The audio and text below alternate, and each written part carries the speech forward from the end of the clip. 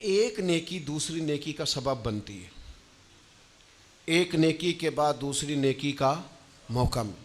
اس طرح معاذ اللہ ثم معاذ اللہ ایک گناہ کرے تو بندہ دلیر نہیں ہو جاتا کہ چلو یار ایک کر لے. ہمارے بزرگوں نے لکھا ہے کہ آپ کی نماز قضا ہو جائے تو کسی کو بتائیں نہیں میری قضا ہو گئی، پھر تو وہ کہے گا چلو میں بھی قضا کر لیتا ہوں. آپ کوئی گناہ کریں تو گناہ کا اعلان، کوئی غلطی ہو جائے تو چھپائیں، بتائیں نہیں، ورنہ دوسرے بھی دلیر ہو جائیں. میں ایک تجزیہ نگار کو پڑھ رہا تھا، وہ کہہ رہا تھا کہ میڈیا پہ جو ہم دکھاتے ہیں نا چینلوں پہ، تو ہم تو وہ انٹرویو لے کے نا کسی مجرم کا کہ میں نے یہ کیا میں نے وہ کیا، تو آپ تو لوگوں کو گناہ کے طریقے بتا رہے ہیں،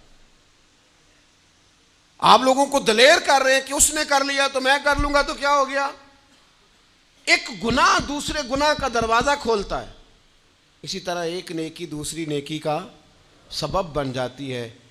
عارف رومی فرماتے ہیں ایک شخص نے اپنے مرشد سے پوچھا تھا کہ حضور مجھے کیسے پتہ چلے گا کہ میرا ذکر قبول ہے؟ تو کہنے لگے جب تو نے پہلی دفعہ ذکر کیا تھا نا اور اس ذکر الہی کے بعد تمہیں دوبارہ ذکر الہی کی توفیق ملی تھی تو رب نے وہ پہلا قبول کیا تھا تو دوبارہ توفیق عطا فرمائی.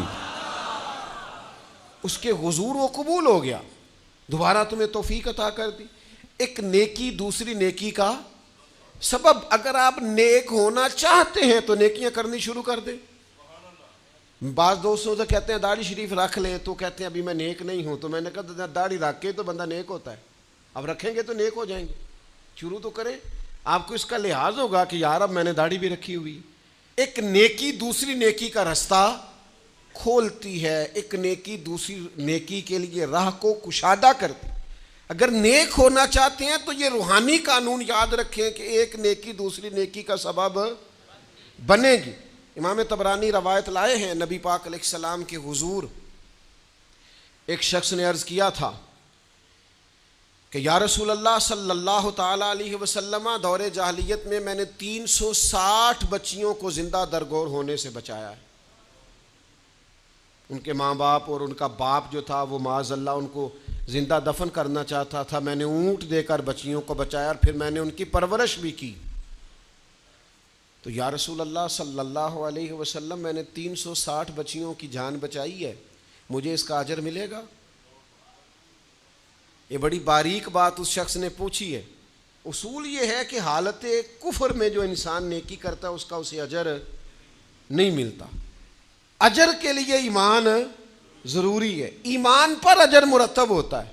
جس کا ایمان نہیں اس کو اجر نصیب شرط ہے کہ بندہ مومن ہو تو اس کے نیک اعمال قبول. اب یہ سوال کیا کر رہے ہیں، ذرا باریک بات ہے سمجھے. یا رسول اللہ صلی اللہ تعالی علیہ وسلم،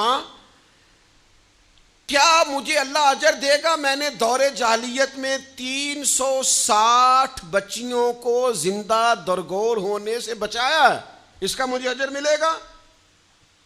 قربان جائیں، حضور فرماتے ہیں انا افصح العرب، میں عربوں میں سب سے زیادہ فصیح و بلیغ ہوں. اس نے کہا حضور اجر ملے گا؟ تو حضور فرمانے لگے تمہیں تو اجر مل گیا ہے. وہ حضور سے پوچھتا ہے یا رسول اللہ میں نے 360 بچیوں کی جان بچائی ہے، زندہ درگور ہونے سے بچایا، اجر ملے گا؟ حضور فرمانے لگے تمہیں تو مل گیا ہے.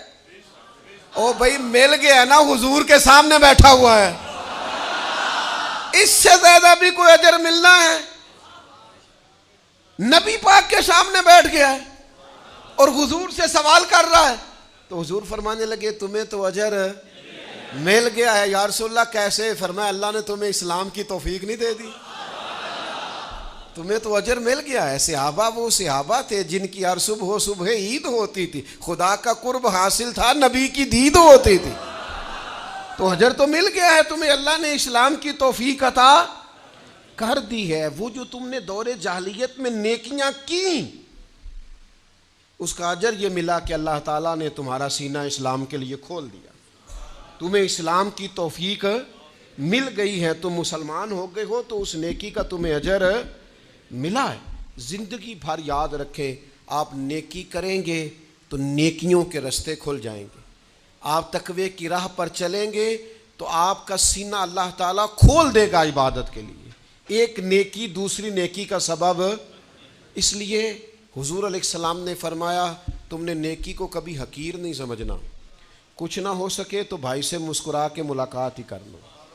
چھوٹی سے چھوٹی نیکی کو بھی چھوڑیں, حریص ہو جائیں نیکیوں کی. نیکیاں کریں گے تو آپ محسوس کریں گے کہ ایک روحانی ضابطہ قائم ہو گیا ہے کہ اس نیکی کی وجہ سے اللہ تعالیٰ مزید نیکی کی توفیق عطا کر رہا ہے.